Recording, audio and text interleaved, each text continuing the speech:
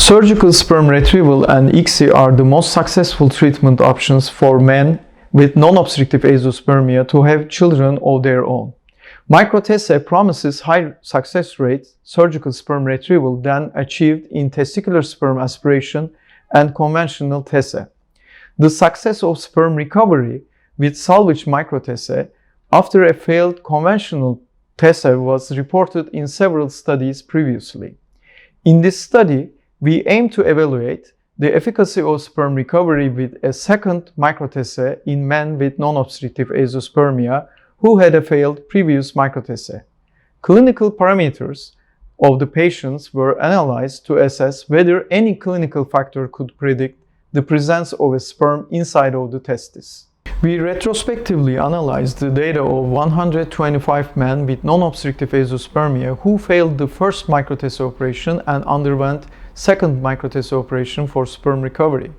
The first micro-TESE operations were performed in various IVF centers.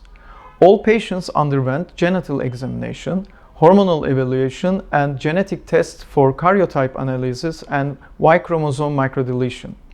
The patients had undergone second micro-TESE operations at least 6 months of the previous surgery. Patients were divided into two groups according to their surgical sperm retrieval status during the second micro-TESE.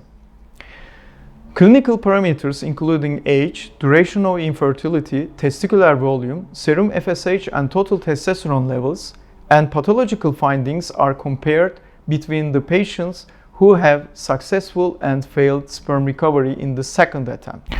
In results, our data show that 23 out of 125, 18% of patients, sperm was successfully recovered. 69 patients were diagnosed with idiopathic non-obstructive azoospermia. Spermatozoa were successfully recovered in 12 of 69 men with idiopathic non-obstructive azoospermia. 7 of 14 patients with Klinefelter syndrome had successful sperm recovery after the second micro-TESE. The sperm recovery rate was significantly higher in patients with Klinefelter syndrome than in those with idiopathic non-obstructive azoospermia or other etiological factors. Although only one patient with varicocele had success for sperm recovery with repeat micro-TESE, none of the 13 varicocelectomy patients had a success. The mean patient age, duration of infertility, serum FSH, and total testosterone levels did not show any statistical difference between men with successful sperm recovery and men with failed sperm recovery. However, testicular volume was significantly lower in men with successful sperm recovery than in men with failed sperm recovery. When we look at the pathological findings, the sperm retrieval rate was significantly higher in Leydig cell hyperplasia and tubular sclerosis group, which is Klinefelter's patients, than in that in Sertoli cell only and maturation arrest. In conclusion, our data show that 18% of men who failed the first attempt had a chance to find the sperm in second micro-TESE operation.